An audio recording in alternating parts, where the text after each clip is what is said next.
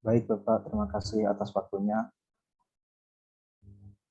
Selamat pagi semuanya, selamat pagi teman-teman. Assalamualaikum warahmatullahi wabarakatuh. Selamat sejahtera bagi kita semua. Pertama-tama marilah kita panjatkan puji syukur kehadirat Tuhan Yang Maha Esa atas limpahan rahmat hidayahnya sehingga kita bisa hadir di perkuliahan pagi ini. Selanjutnya yang saya hormati Bapak Budi Setiawan MPD, yang saya hormati pula Bapak Dr. Rusman MPD selaku dosen pengampu mata kuliah teori belajar dan pembelajaran. Nah, saya di sini sebagai moderator dari kelompok 10 kelas B akan memimpin jalannya presentasi untuk sesi yang pertama kali ini.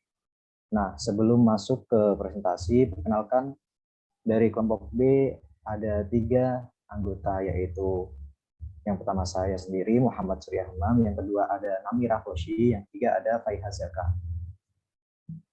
Mungkin bisa di-share screen dulu untuk PPT-nya.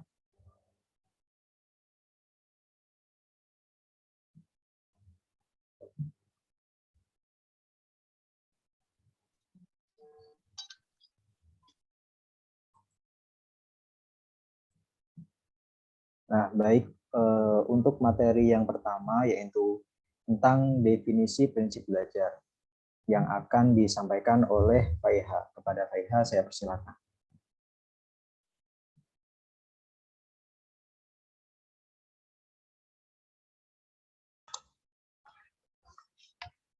Baik, terima kasih kepada Hamam yang telah mempersilahkan saya untuk memaparkan materinya.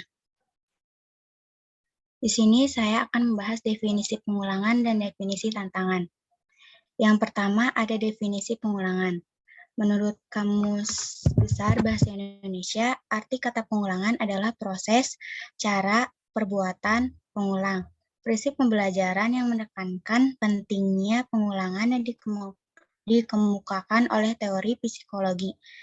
Daya bahwa belajar adalah melatih daya-daya yang ada pada manusia yang terdiri atas pengamat, penanggap, pengingat, penghayal, merasakan, berpikir, dan sebagainya. Nah, dengan mengadakan pengulangan, maka daya-daya tersebut akan berkembang. Hal ini berangkat dari salah satu hukum belajarnya, Law of Exercise, yang mengemukakan bahwa belajar ialah pembentukan hubungan antara stimulus dan respon, dan pengulangan terhadap pengamatan-pengamatan itu. Memperbesar pengulangan timbulnya respon benar. Lalu, pada teori psikologi, conditioning respon atau timbul bukan karena stimulus saja, tetapi oleh stimulus yang dikondisikan. Misalnya siswa berbaris masuk ke kelas, mobil berhenti pada saat lampu merah. Nah, dari ketiga teori tadi menekankan pentingnya prinsip pengulangan dalam belajar walaupun dengan tujuan yang berbeda. Yang kedua ada tantangan. Menurut Kamus Besar Bahasa Indonesia, arti kata tantangan adalah merasa berkewajiban karena dapat tantangan untuk melakukan sesuatu. Prinsip pembelajaran yang menekankan pentingnya memberikan tantangan kepada siswa dengan memberi permasalahan kontekstual. Sebelum teman-teman bertanya, apa sih permasalahan kontekstual itu?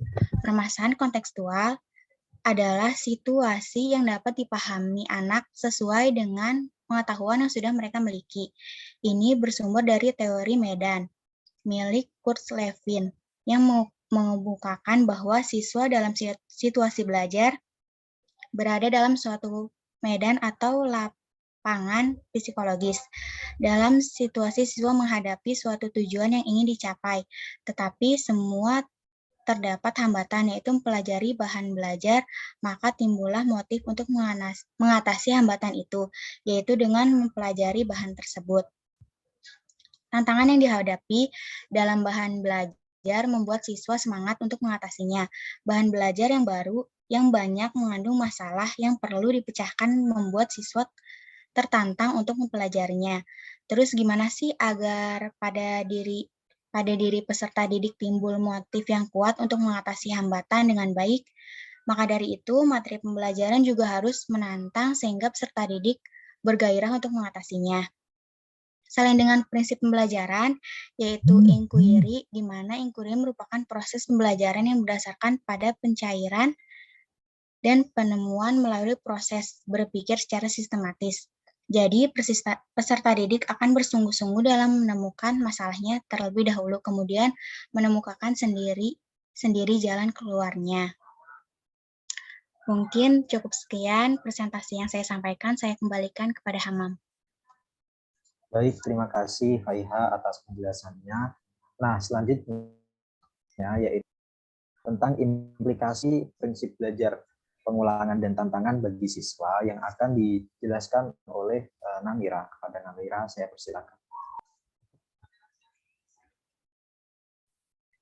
Terima kasih moderator atas kesempatannya.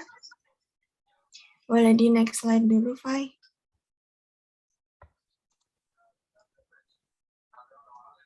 Nah, di sini saya akan memaparkan materi tentang implikasi prinsip pengulangan dan tantangan bagi siswa.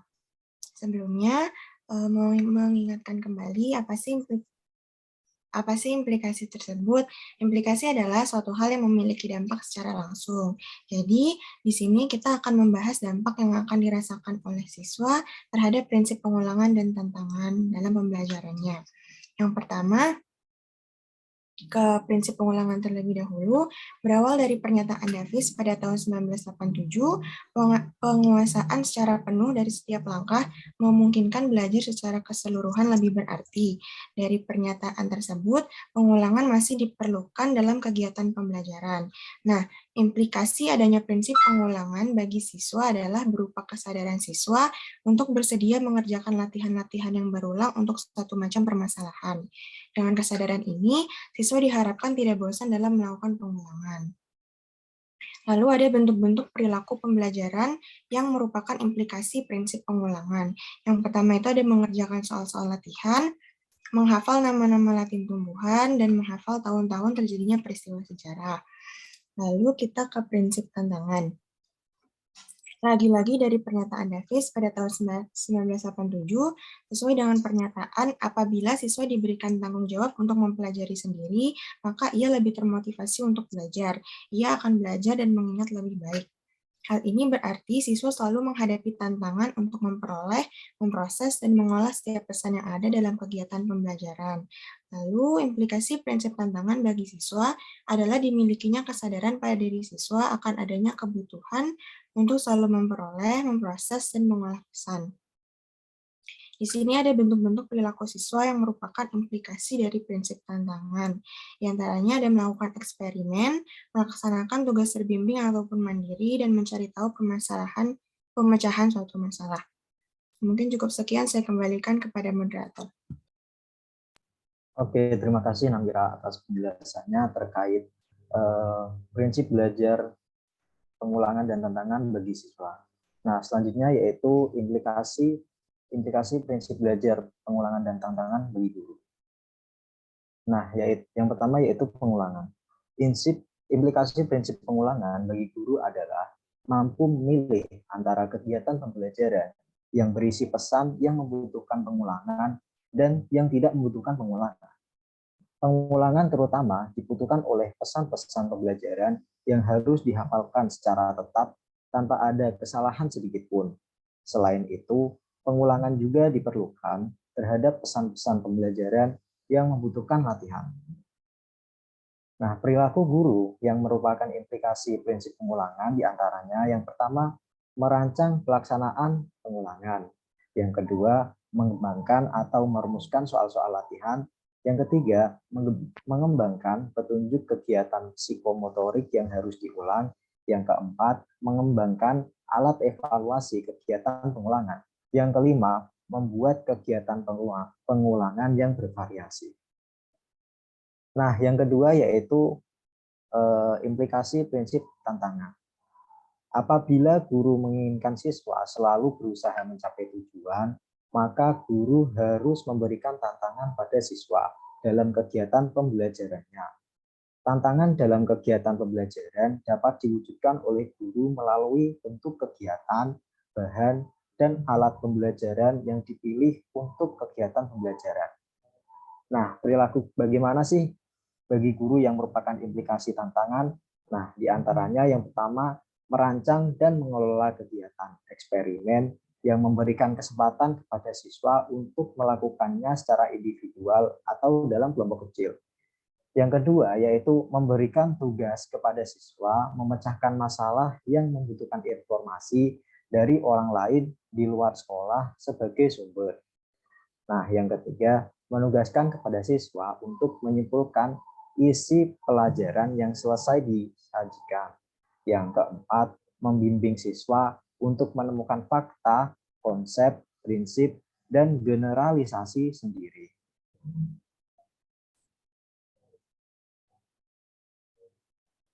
Jadi kesimpulannya yaitu pertama, prinsip pembelajaran adalah landasan berpikir, landasan berpijak dengan harapan tujuan pembelajaran tercapai dan tumbuhnya proses pembelajaran yang dinamis dan terarah. Yang kedua, prinsip pengulangan menekankan akan pengoptimalan daya-daya yang dimiliki siswa. Nah, yang ketiga atau terakhir, prinsip tantangan menekankan akan permotivasian kepada siswa agar tetap semangat melewati hambatan pembelajaran. Nah, untuk pematerian sudah selesai sampai di sini ya teman-teman. Selanjutnya yaitu sesi tanya jawab. Untuk sesi tanya jawab kali ini dari kami membuka 3 penanya. Silakan raise hand dan sebutkan nama. Baik, ada Shilpi. Silakan Shilpi.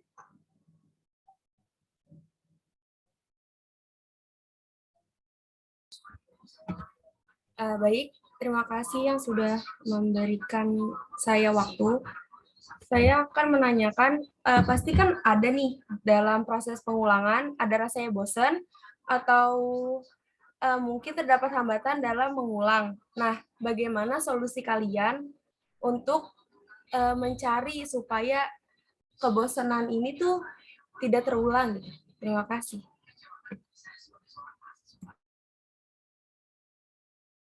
Baik, baik Shilpi, maaf atas pertanyaannya.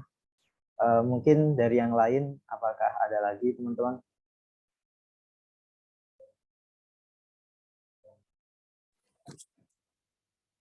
Oke, silakan Mesya.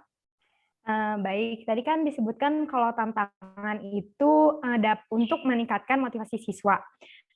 Gimana kalau gurunya itu suka gitu kan ngasih tantangan, ngasih tugas segala macam, tapi siswanya itu malah jadi kayak malas, ih apa sih gitu tugas terus, ih kok tugasnya ribet banget gitu, itu gimana? Terima kasih. Baik, makasih Mei atas pertanyaannya. Apakah ada lagi teman-teman?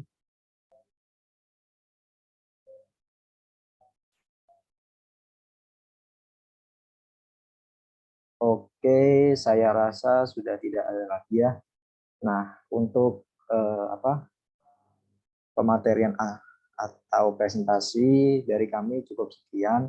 Nah, untuk menjawab sesi tanya jawab tadi mungkin akan dijawab setelah presentasi dari kelas A. Cukup sekian dari kami. Memohon maaf apabila selama penyampaian tadi banyak atau dapat tutur kata yang kurang berkenan di hati teman-teman semua. Allahumma fiq ila aqwamit thoriq. Wassalamualaikum warahmatullahi wabarakatuh. Selanjutnya kami kembalikan ke Pak Budi.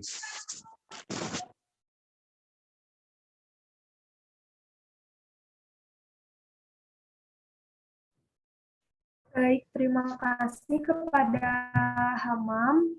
Selanjutnya akan ada presentasi dari kelompok A.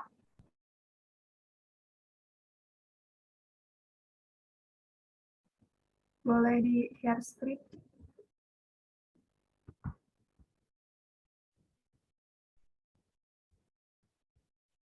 Baik.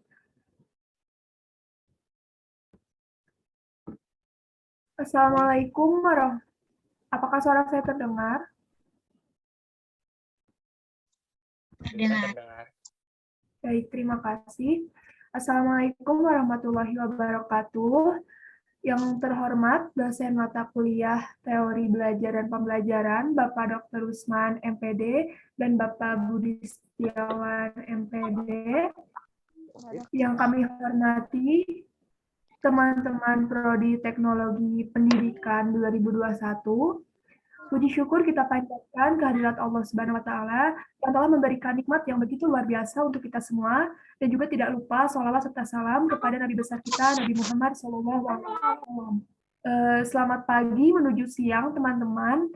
Pada kesempatan kali ini, saya, Alma, dari kelompok A akan berperan sebagai moderator, dan materi yang akan kami bahas pada kesempatan kali ini yaitu mengenai prinsip pengulangan dan tantangan dalam pembelajaran. Namun, boleh di next slide.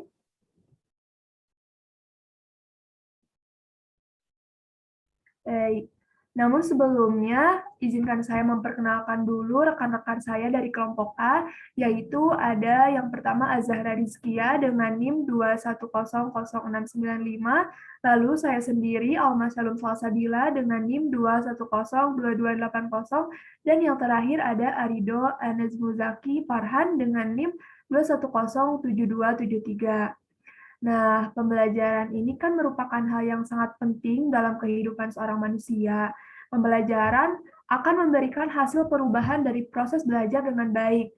Hal tersebut dapat tercapai apabila pembelajaran menerapkan prinsip-prinsip pembelajaran. Nah, dalam pembelajaran terdapat pengulangan dan tantangan, di mana kedua hal tersebut merupakan hal yang wajar dan perlu diterapkan dalam pembelajaran. Untuk penjelasan lebih lanjut, akan dipaparkan oleh rekan saya Azahra ya teman-teman. Jadi kepada Azahra, saya persilahkan. Baik, saya akan menyampaikan materi mengenai prinsip pengulangan dalam proses pembelajaran. Pengulangan merupakan salah satu prinsip pembelajaran yang menekankan pada pentingnya pengulangan dalam suatu proses belajar. Proses pengulangan ini ada karena siswa pasti tidak bisa langsung menguasai materi yang telah diberikan oleh gurunya. Prinsip pengulangan ini menggunakan dasar dari 3 teori, yaitu yang pertama ada teori psikologi daya, yang kedua ada teori koneksionisme, dan yang ketiga adalah teori psikologi conditioning. Baik, kita akan bahas yang teori psikologi daya terlebih dahulu ya. Dalam teori psikologi daya disebutkan bahwa belajar adalah melatih daya-daya yang ada pada manusia yang terdiri dari daya mengamati, menangkap, mengingat, menghayal, merasakan, berpikir, dan lain sebagainya. Jika kita kaitkan dengan prinsip pengulangan, maka teori psikologi daya ini menekankan bahwa dengan melakukan pengulangan dalam pembelajaran, maka daya-daya yang dimiliki manusia seperti daya mengamat, mengingat, menghayal, dan lain sebagainya itu akan berkembang lebih baik. Selanjutnya, dalam teori koneksionisme. Dalam teori ini mengemukakan 3 hukum dalam belajar, yaitu yang pertama adalah law of predates, yang artinya adalah belajar akan berhasil apabila seorang individu itu memiliki kesiapan untuk melakukan perbuatannya tersebut. Yang kedua adalah law of exercise, yang artinya adalah belajar akan berhasil apabila banyak latihan dan pengulangan. Yang ketiga adalah law of effect, yaitu artinya belajar akan bersemangat apabila seorang individu atau kita mengetahui dan mendapatkan hasil yang baik dari belajar tersebut. Teori ini menjelaskan bahwa dengan memperbanyak pengalaman belajar secara mengulang-ulang, maka akan memperbesar peluang timbulnya respon yang benar. Selanjutnya adalah yang ketiga dalam teori psikologi conditioning, yang mengatakan bahwa pengulangan dapat membentuk perilaku serta membentuk kebiasaan seorang individu. Nah, dari 3 teori ini, maka terdapat kesimpulan bahwa prinsip pengulangan masih sangat relevan sebagai dasar pembelajaran, disebabkan dalam pembelajaran ini masih dibutuhkan proses pengulangan dan antara hubungan stimulus dan respon pengulangan masih digunakan sebagai pembentuk kebiasaan individu ke arah yang lebih baik. Next slide. Selanjutnya adalah implikasi prinsip pengulangan dalam proses pembelajaran, di mana dalam proses pembelajaran pasti terdapat guru dan siswa.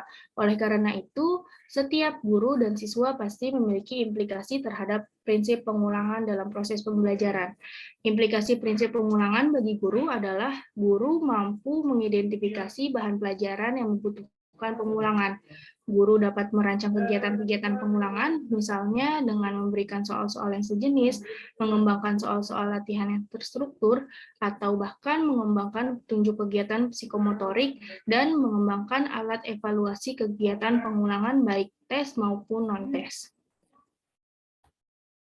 Selanjutnya adalah implikasi dari prinsip pengulangan bagi siswa, yaitu siswa akan sadar untuk bersedia mengerjakan latihan-latihan yang berulang dalam satu macam permasalahan. Dengan kesadaran ini, maka siswa diharapkan tidak merasa bosan dalam pengulangan. Baik, itu saja yang dapat saya sampaikan. Saya kembalikan kepada moderator. Baik, terima kasih kepada rekan saya Zahra yang sudah menjelaskan mengenai prinsip pengulangan dalam pembelajaran. Dan selanjutnya untuk prinsip tantangan dalam pembelajaran akan dijelaskan oleh rekan saya Rido. Kepada Rido, dipersilahkan. Oke, terima kasih kepada Alma yang sudah memberikan saya kesempatan untuk memaparkan proses pengulangan dalam pembelajaran atau bentuk-bentuk pengulangan dalam pembelajaran. Oke, seperti yang sudah dijelaskan tadi bahwa pembelajaran yang efektif dapat dilakukan secara berulang sehingga peserta didik dapat mengerti dan meningkatkan kemampuannya. Sesulit apapun bahan ajarnya, bila dilakukan secara berulang kali, maka akan mudah dikuasai dan dihafal. Dari teori yang dikemukakan oleh Slameto, ada prinsip pengulangan dapat berbentuk menjadi 8 poin. Yang pertama adalah membaca materi pelajaran. Maksudnya, dengan membaca materi pelajaran secara berulang, maka peserta didik secara tidak langsung telah menghafal bahan ajar tersebut. Yang kedua adalah mempelajari kembali bahan ajar yang sudah dipelajari. Maksudnya, di sini peserta didik secara sengaja menghafal kembali secara berulang materi yang sudah diajarkan oleh guru. Yang ketiga adalah ringkasan materi. Dalam membuat sebuah ringkasan, siswa tidak mungkin tidak sama sekali membaca materi yang akan ia ringkas. Ia pasti setidaknya harus membaca sebagian ataupun membaca keseluruhan materi sebelum ia meringkas suatu hal. Oke, selanjutnya ada belajar dari ringkasan. Siswa yang belajar dari ringkasan akan lebih cepat dalam memahami materi yang sedang disampaikan karena ia walaupun mungkin tidak lengkap ya, karena ia hanya membaca atau menghafal poin-poin penting dari materi tersebut. Selanjutnya adalah mempelajari soal atau jawaban yang sudah pernah dibuat. Maksudnya, mengulang materi dengan mempelajari soal atau jawaban adalah salah satu cara yang efektif karena siswa dapat secara aktif dan kritis memecahkan soal tersebut. Yang dengan begitu informasi yang diterima akan sampai ke dalam memori yang sehingga tidak mudah terlupakan. Yang selanjutnya adalah menyediakan waktu sebaik-baiknya. Pengulangan memang membutuhkan waktu sesuai dengan kemampuan siswanya dalam memahami materi tersebut. Maka di sini siswa diharapkan dapat memanfaatkan waktu seefisien mungkin untuk memberi kesempatan menghafal.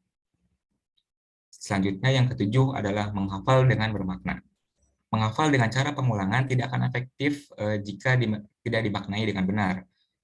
Dalam proses belajar, seorang siswa perlu untuk memaknai materi yang sedang disampaikan. Karena dengan memaknai materi, siswa dapat lebih fokus. Dan yang terakhir adalah memahami bahan ajar secara berulang dan bersungguh-sungguh. Dengan memahami materi secara berulang dan bersungguh-sungguh, maka akan mempercepat siswa dalam memahami materi yang sedang disampaikan. Selanjutnya ada prinsip tantangan dalam pembelajaran. Tantangan merupakan hal yang harus dibiasakan, terutama pada abad ke-21 ini. Prinsip ini mudahnya menjelaskan bahwa tantangan yang dihadapi oleh siswa dapat membuat mereka bersemangat dalam proses belajar. Misal, seorang peserta didik yang hanya disuapi oleh guru, yang hanya diberikan metode ceramah oleh guru, pasti mereka akan merasa bosan, kurang kritis, ataupun kurang kreatif. Berbeda jika diberikan tantangan oleh guru, semisal diberi tugas seperti suatu seperti mencari suatu konsep. Peserta didik tersebut akan bersemangat dan bergairah untuk mengatasi tantangan tersebut. Selama mencari jawaban, pasti akan ditemui hambatan-hambatan. Nah, hambatan inilah salah satu stimulus atau pemicu penyemangat bagi para siswa.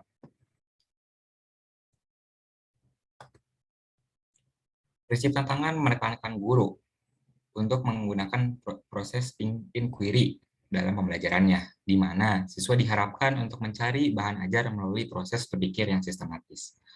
Matsumo pada tahun 2000 menyatakan bahwa beberapa tantangan dapat diambil dari kegiatan belajar. Misalnya guru memberi tugas pemecahan masalah atau problem solving, guru memberi tugas rangkuman, berdiskusi, dan lain sebagainya. Oke, itu saja dari saya. Mungkin saya kembalikan ke moderator. Baik, terima kasih kepada Ridho yang sudah menjelaskan mengenai proses pengulangan dalam pembelajaran dan juga prinsip tantangan. Nah, boleh di next. Nah, selanjutnya untuk proses prinsip tantangan dalam pembelajaran akan dijelaskan oleh saya sendiri. Suatu pembelajaran yang dikemas dengan lebih menantang dan mengandung permasalahan pasti akan dapat mendorong peserta didik untuk merasa lebih tertantang sehingga peserta didik terus bersemangat mempelajarinya. Tantangan dalam kegiatan pembelajaran dapat diwujudkan melalui bentuk kegiatan, bahan, dan alat pembelajaran yang dipilih untuk kegiatan tersebut. Penggunaan model atau metode yang sesuai semisal discovery learning atau metode eksperimen atau metode inquiry juga dapat memberikan tantangan bagi siswa agar lebih giat dan lebih bersungguh-sungguh. Nah, dalam prinsip ini, siswa dapat diberikan masalah berupa bahan ajar yang sesuai dengan tingkat intelektual siswa itu sendiri. Pada prosesnya, siswa harus memiliki kesadaran akan kebutuhan untuk memperoleh, memproses, dan mengolah setiap pesan yang ada pada proses pembelajaran. Siswa juga harus dapat menerapkan prinsip tantangan dengan melakukan kegiatan eksperimen atau menyelesaikan permasalahan-permasalahan yang rutin gitu. Lalu, guru juga dapat memberikan tugas yang dapat meningkatkan olah pikir siswa dengan menggunakan soal-soal yang kreatif dan membuka wawasan berpikir. Guru juga dapat memberikan siswanya penguatan yang positif dengan memberikan tujuan atau sehingga siswa tersebut terpacu gitu untuk memperoleh ganjaran atau berusaha menghindari hal-hal yang membuat lupa. Bagi seorang guru, prinsip ini dapat dipakai untuk menyusun bahan pembelajaran yang menarik dan menantang. Penggunaan media yang tepat juga dapat menyebabkan siswa untuk lebih tertantang menggunakan media tersebut. Dengan menggunakan cara-cara tertentu, siswa akan lebih penasaran dan tertantang untuk mencoba dan menyelesaikan tantangan dalam pembelajaran. Nah, mungkin bisa di next. Oke, mungkin materi dari kelompok A dicukupkan sampai di sini. Selanjutnya kita akan mengadakan sesi diskusi. Bagi teman-teman yang ingin bertanya atau menambahkan, saya persilahkan.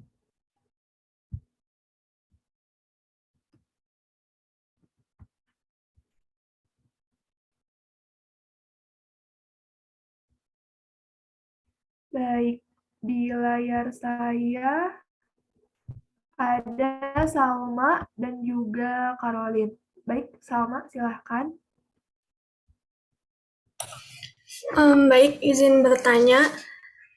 Pengulangan itu kan dilakukan berulang kali ya. Nah, kita juga dalam sehari itu bisa menerima banyak materi. Nah, bagaimana agar pengulangan ini tuh kesannya nggak buang-buang waktu dan bisa efektif gitu. Makasih. Baik, terima kasih Salma. Kita tampung dulu ya. Silakan untuk Caroline. Baik, sebelumnya mohon maaf saya off cam karena ada kendala jaringan.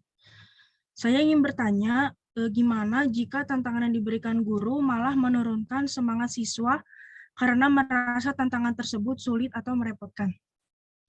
Terima kasih. Baik, terima kasih. Ada lagi yang ingin bertanya? Mungkin satu orang lagi, teman-teman. Oke, sepertinya tidak ada ya. Terima kasih untuk yang bertanya. Kami tampung dulu pertanyaannya. Lalu mungkin selanjutnya akan ada sesi tanya-jawab dari kelompok A ya yang tadi. Kepada Hamam, saya persilahkan kembali. Saya kembalikan kepada Hamam. Baik, makasih Alma atas waktunya. Nah, yang pertama, pertanyaan pertama dari Sylvie akan dijawab oleh Namira. Pada Namira, saya persilakan. Terima kasih Hamam kesempatannya. Izin menjawab pertanyaannya Sylvie. Tadi kan pertanyaannya itu gimana kalau dalam proses pengulangan ada rasa bosan atau mungkin hambatan. Nah, solusinya gimana? Nah, itu sebenarnya banyak caranya karena kan rasa bosan atau hambatan setiap orang itu kan beda-beda. Nah, mungkin di sini aku mau kasih ada 2 cara yang bisa dicoba. Yang pertama itu ada memainkan peran yang lebih aktif dengan melakukan interaksi terhadap teks-teks atau materi yang ingin dipelajari tersebut. Kan kalau misalnya kita proses pengulangannya cuma dengan membaca, itu kan pasti membosankan ya. Nah, itu bisa kita coba dengan memainkan peran yang lebih aktif terhadap teks tersebut. Contohnya itu kayak misalnya kita buat kartu pengingat. Mungkin Sylvie tahu juga ya, kayak misalkan kalau bahasa Inggris di kartu depannya itu ada gambar atau bahasa Inggrisnya, terus di belakangnya ada arti dari gambar tersebut, bahasa Indonesia dari gambar tersebut. Nah, bisa juga materi-materi atau teks-teks tersebut itu dijadiin lagu, kayak misalnya kan ada tuh ya lagu tabel unsur periodik. Terus bisa juga pakai kita modifikasi teks-teks tersebut. Misalnya dibuat kalimat baru, kayak contohnya kalau dulu itu ada kali bagi tambah kurang, terus disingkat jadi kali bataku, kayak gitu kurang lebih. Terus yang kedua itu dengan cara mengulang materi dengan teman-teman sekelas. Ini bisa dari sini itu kita bisa saling membantu memecahkan masalah satu sama lain, saling memahami materi-materi satu sama lain, dan saling menguji satu sama lain terkait pemahaman dan ingatan kita terhadap materi tersebut. Nah, cara ini merupakan cara yang baik karena pengulangan itu bisa dilihat sebagai suatu hal yang menyenangkan dan produktif. Terus cara ini juga bisa mengurangi tingkat kecemasan kita terhadap materi yang akan dipelajari tersebut. Mungkin kurang lebih begitu. Gimana Sylvie, kejawab nggak? Baik, sudah terjawab. Terima kasih. Nah, terima kasih Namira atas penjelasannya. Nah, yang kedua pertanyaan dari Indonesia. Nah, apa sih tadi? Maaf. Nah, bagaimana siswa tidak merasa malas menghadapi tantangan yang diberikan oleh guru? Nah, ada beberapa tips nih dari aku. Yang pertama, guru tuh harus tahu terlebih dahulu kemampuan siswanya itu sampai mana, sehingga nanti pas diberikan tantangan atau tugas-tugas itu, siswanya tuh tidak merasa terlalu terbebani. Nah, yang kedua, guru juga bisa lebih variatif lagi nih dalam ngasih tugas. Jadi nggak melulu soal mungkin atau mungkin rangkuman gitu, nggak bisa divariasikan, kayak mungkin pertemuan ini rangkuman, pertemuan depan praktek, terus penelitian gitu.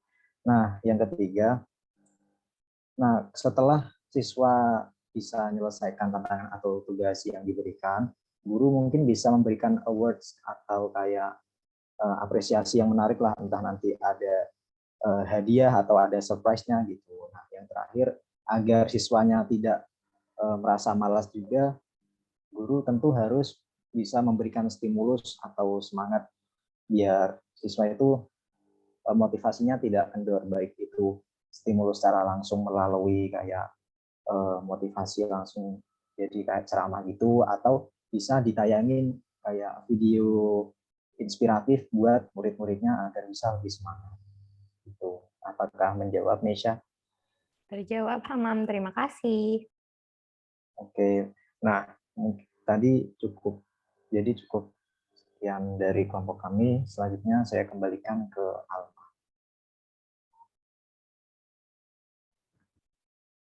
Baik, terima kasih Hamam untuk kesempatannya. Dari kelompok A akan mengadakan juga sesi tanya jawab ya teman-teman. Silakan untuk dari Zara dulu atau Rido dulu yang ingin menjawab pertanyaan.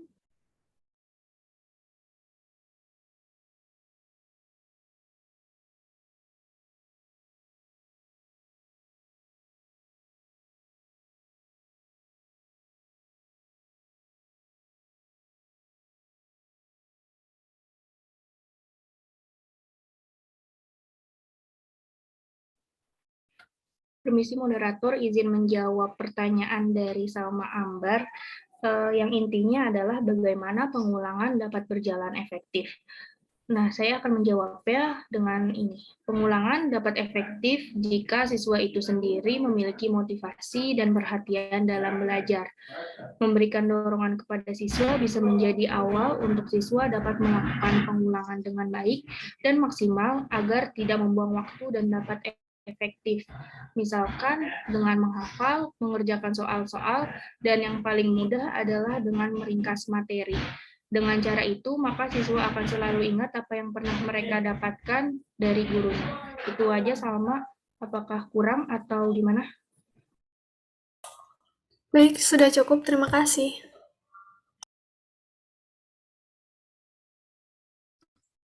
Oke, izin menjawab yang dari Caroline. Bagaimana jika tantangan yang diberikan oleh guru membuat siswa malah menjadi tidak bersemangat gitu ya.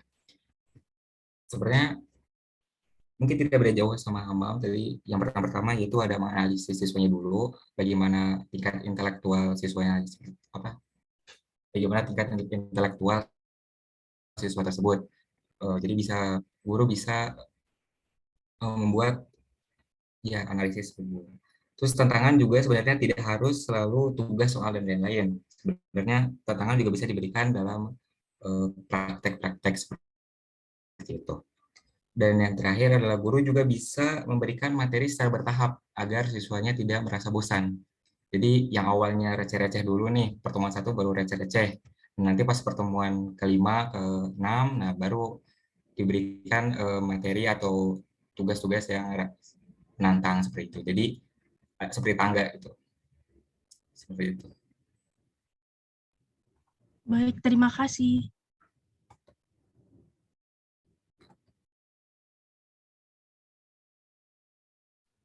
Baik, terima kasih kepada Zahra dan juga Rido yang sudah menjawab pertanyaan dari partisipan. Nah, mungkin demikian akhir presentasi dari kelompok kami. Semoga bermanfaat untuk kita semua. Saya, Alma Salam Salsabila, selaku moderator, pamit undur diri. Mungkin nanti ada tambahan materi dari Bapak Budi gitu ya, atau dari Bapak Rusman. Atau mungkin nanti kita lebih lanjut lagi untuk teman-teman yang masih ingin bertanya, boleh diskusi ya. Terima kasih. Sekian. Wassalamualaikum warahmatullahi wabarakatuh.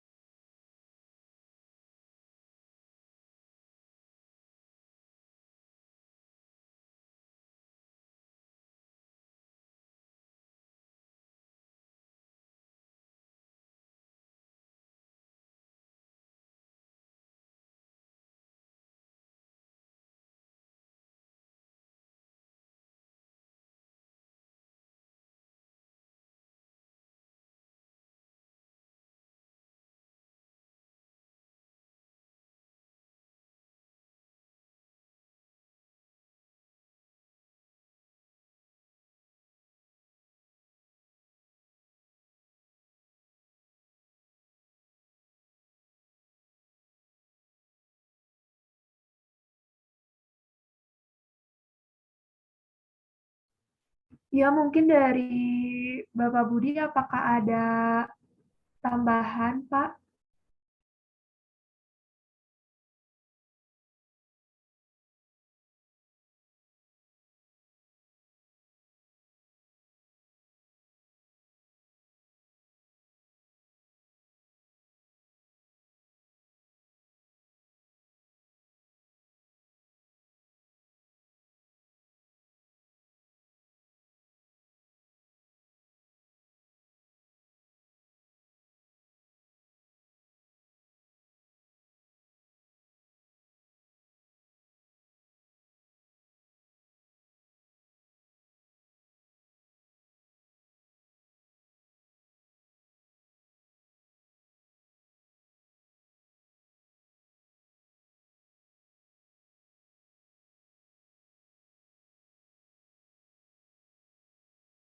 Ya,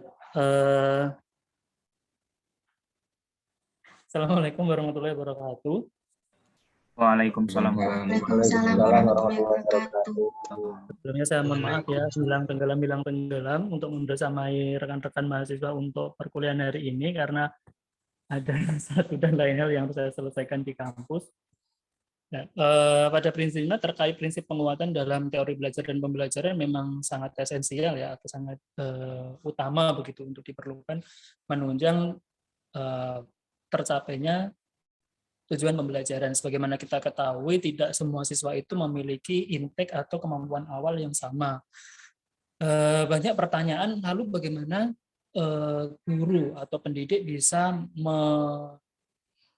memberikan solusi, sebagai contoh, siswa yang belum menguasai atau belum mampu di akhir tujuan pembelajaran. Bagaimana prinsip sebenarnya? Bentar ya, ada noise di belakang. Nah, prinsip pemerataan tujuan pembelajaran itu bisa tercapai. Nah, salah satunya adalah dengan yang disebut dengan prinsip pengulangan. Ada yang menyebutnya repetition, repetitif, reiteration, dan sebagainya. Nah, sebutannya ada bermacam-macam ya tadi, Mbak Refti. Nah, kemudian berbagai macam tujuan ini bisa tercapai begitu, tentunya tidak membutuhkan peran serta dari siswa ya, peran serta dari siswa dan juga guru tidak hanya bertumpu pada guru. Jadi semau apapun effort kita memberikan dorongan, memberikan motivasi internal eksternal kepada siswa, seandainya tidak ada kerjasama, tidak ada dukungan berkesinambungan begitu, maka ya akan menjadi sia-sia. Nah, kalau ditanya apakah nanti dengan prinsip pengulangan ini semua tujuan itu akan tercapai, ya bisa bergantung ya, bisa jadi iya, bisa jadi tidak. Bagi yang tipe pembelajar yang fast learner, baik itu secara baik proses maupun secara genetik, itu prinsip pengulangan ini akan menjadi hal yang membosankan karena mereka sudah paham, sudah mengerti, kemudian hal yang diulang-ulang itu.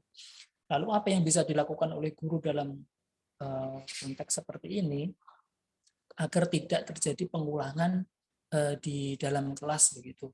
Nah, untuk hasil yang maksimal memang perlu adanya kelas tersendiri ya, artinya ekstra kelas di luar kelas pada umumnya, sehingga di kelas umum atau reguler itu sering adanya kelas tambahan, sering kita mendengar seperti itu ya, extra additional classes di luar apart from regular class, karena bagi mereka yang sudah paham, mereka menuntut hal yang lebih sebetulnya, menjadi hal yang membosankan.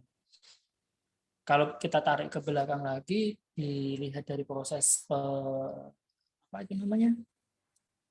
proses penerimaan PBDB ya, itulah kenapa pentingnya adanya filterisasi dengan memberikan pretest di awal perkuliahan, awal proses penerimaan mahasiswa dan pembelajaran, baik dilihat dari skor yang didapat maupun dengan diberikan soal di 5 bidang studi yang utama, sehingga pada saat nanti ditempatkan di kelas, ini bukan artinya kita melakukan diskriminasi atau klasifikasi, sehingga tidak terjadi inklusi atau blended begitu, pencampuran lintas kompetensi, lintas keterampilan, itu tidak ya, tapi lebih pada bagaimana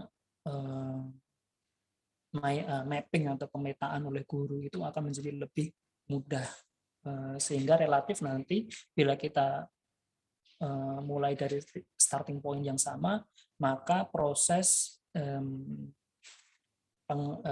pendampingan, kemudian proses pembinaan dan proses evaluasi itu akan lebih terukur. Nah, kalau lebih terukur sehingga kita bisa memberikan treatment yang tepat, dengan pemberian treatment yang tepat, maka akan bisa memenuhi kebutuhan siswa. Dengan terpenuhi kebutuhan siswa, pada akhirnya tujuan pembelajaran akan tercapai. Apa itu tujuan pembelajaran? Yaitu adanya perubahan tingkah laku, perubahan perilaku maksud saya ya. Perubahan perilaku itu diukur dari 3 aspek yang sering kita dengar ya, ada kognitif, afektif, dan psikomotor. Nah, kira-kira seperti itu, tapi secara umum tadi apa yang disampaikan oleh rekan-rekan mahasiswa sudah sangat jelas, sudah sangat komprehensif. Bapak hanya menambahkan secara sedikit saja, tapi secara umum apa yang ditangkap, apa yang disampaikan oleh rekan-rekan mahasiswa tadi sudah sesuai konsep dasar tentang teori belajar dan pembelajaran berkenaan dengan subtopik prinsip pengulangan. Ya, sampai di sini ada yang ditanyakan?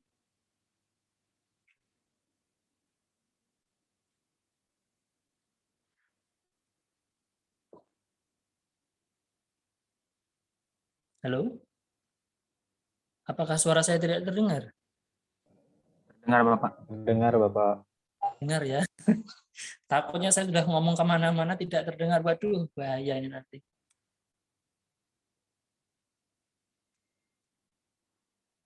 Ya, ada yang habis ini perkuliahan jam berapa, teman-teman? Jam 1, Pak. Jam 1. Oke. Ya.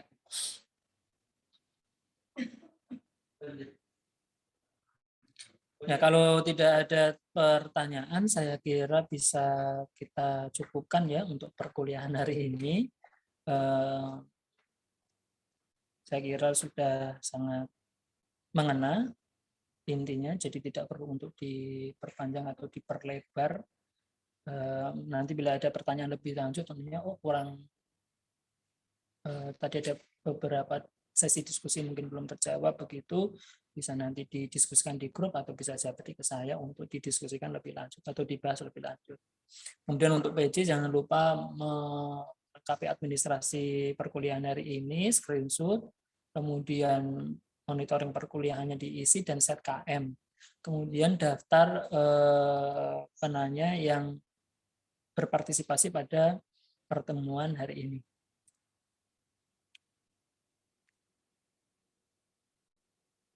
Ada yang ditanyakan?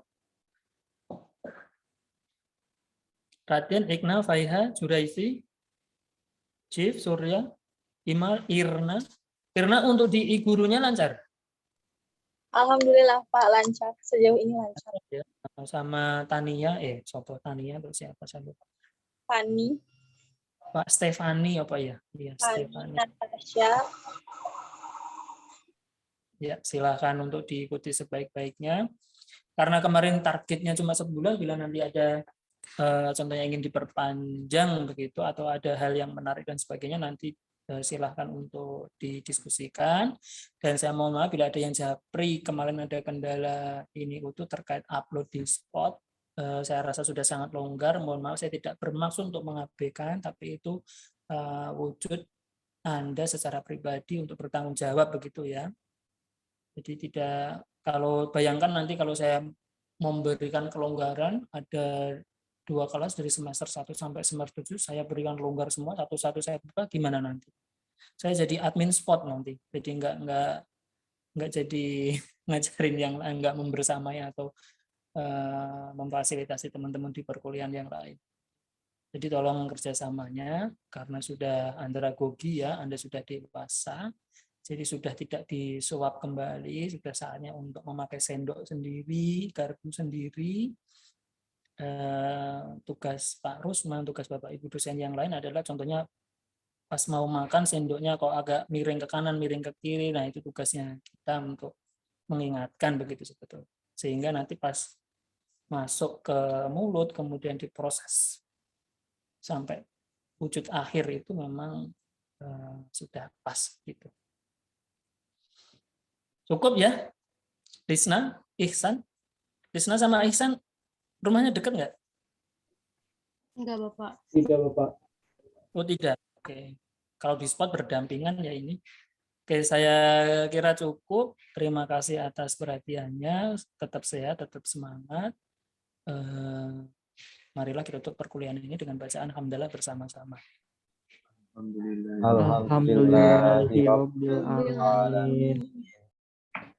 Assalamualaikum warahmatullahi wabarakatuh. Waalaikumsalam warahmatullahi wabarakatuh. Terima kasih, Pak. Terima kasih, Pak. Sama Salif ya. Ya, Pak. Iya, Pak. Iya, Pak. Iya, Pak.